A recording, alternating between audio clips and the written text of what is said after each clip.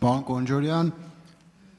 ճիշտ հիշեցիք երիտասարդական խորհրդարանը, մենք միասին եղել ենք։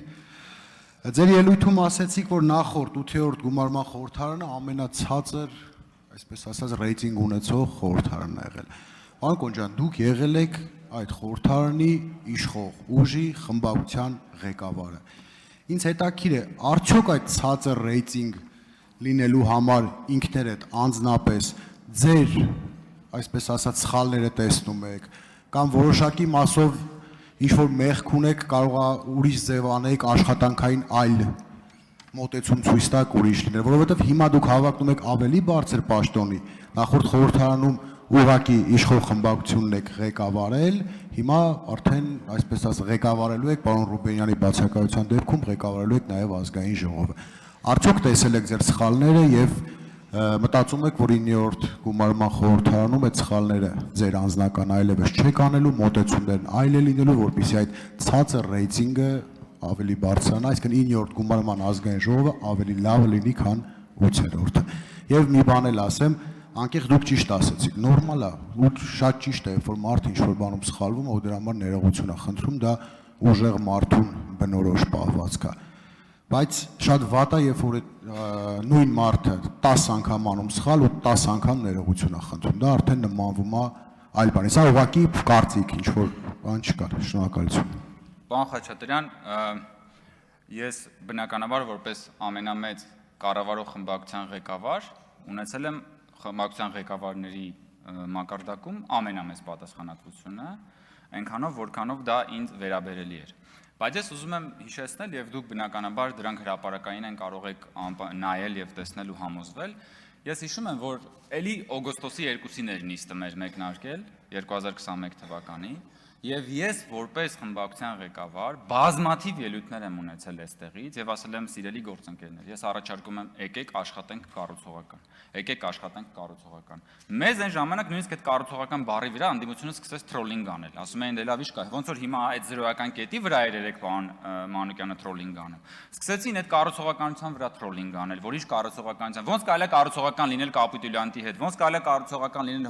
հողատուի հետ, ոնց կարելի է կառուցողական լինել նրանց հետ, ովքեր հողերը հանձնեցին, բան արեցին եւ այլն։ Ու եկավ մի պահ, պարոն Խաչատրյան, եկավ մի պահ, որ այդ կառուցողական համագործակցությունը ինչա կոչվում համագործակցություն, որովհետեւ մեկից ավել կողմերն են իրար հետ գործակցում։ Չստացվեց, որովհետեւ ասում եմ, երբ որ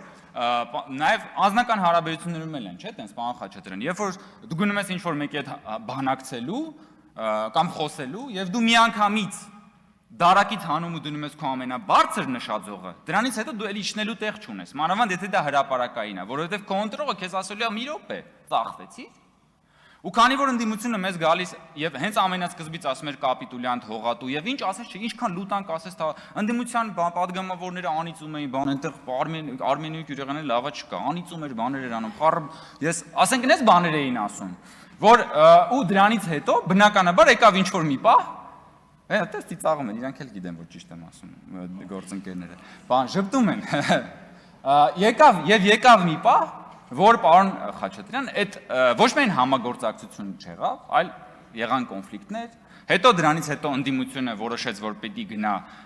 բան շարժումներ անի, սկզբից դիմադրության շարժումներ, հետո սկսվեց բան Բագրատ Գալստանյան ընդբենդ շարժումը, որտեղ որ ընդդիմությունը գնացել էր եւ Բագրատ Գալստանյանի հետ էր փորձում բանել եւ այդ ժամանակ ընդդիմությունը չէր գալիս խորհրդարան, ընդդիմությունը հրաժարվում էր համալրել իր ուրեմն պաշտոնները եւ հնարավոր չէր լինում աշխատել ընդդիմության հետ։ Ես հույս ունեմ, գուցե ես կարող եի ավելին անել, որ ընդդիմությունը օրինակ փողոցից վերադառնար խորհրդարան եւ մենք իր հետ աշխատեինք, բայց մենք բազմաթիվ առիթներով ընդդիմությանը կոչ ենք արել վերադառնալ եւ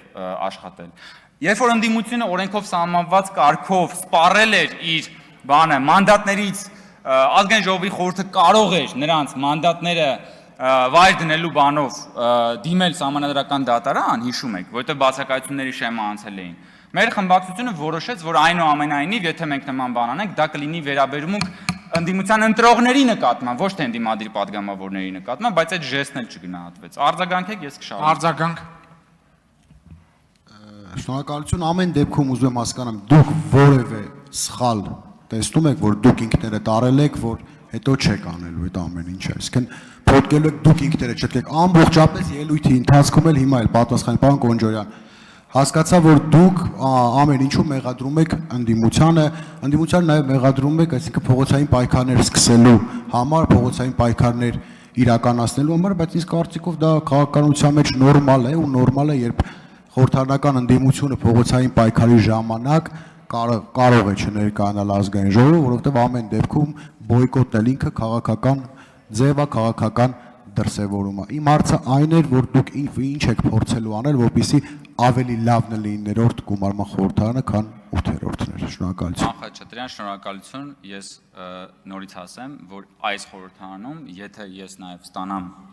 խորհրդարանի մանդատը որպես ԱԺ տեղակալ, ես անելու եմ հնարավորը, որպեսզի մենք ունենանք միասին կառուցողական համագործակցություն եւ աշխատանք, որովհետեւ համագործակցությունը միշտ լինում է թեմատիկ։ Համագործակցությունը վակուումի մեջ չի լինում, օդի մեջ համագործակցություն չկա։ Պետք է համագործակցենք իրար հետ ունենալով, ասենք, օրենսդրական այս կամ այն նախաձեռնության վերաբերյալ քննարկումներ։ Պետք է միասին ինչ-որ նախաձեռնություններով հանդես գանք։ Ես հույս ունեմ, որ դուք կներգրավեք խորհրդարանական դիվանագիտության մեջ եւ կմասնակցեք խորհրդարանական դիվանագիտության աշխատանքներին։ Բոլոր այս մակարդակներում ես պատրաստ եմ աշխատել եւ պատրաստ եմ նաեւ իմ փորձառությամբ հնարավորության դեպքում մաքսիմալ աջակցել այդ թվում ընդդիմադիր գործընկերներին, որպեսզի մենք կարողանանք միասին ունենալ այնպիսի խորհրդարան, որը հաջորդ իսկ հարցումներով կունենա ավելի բարձր վարկանիշ, քան թե ունեցել է նախորդի, որովհետև ես դա նաև անձնական եմ համարում։ Ազգային ժողով, ես քանի որ խորհրդարանական եմ ինձ համարում հոգով սրտով, ես նաև ցավ եմ ապրում, որ խորհրդարանի վարկանիշը այդքան ցածր է, եւ ես կանեմ հնարավորը, որպեսզի դա շտկվի։ Ձեր հետ միասին։ Շնորհակալություն։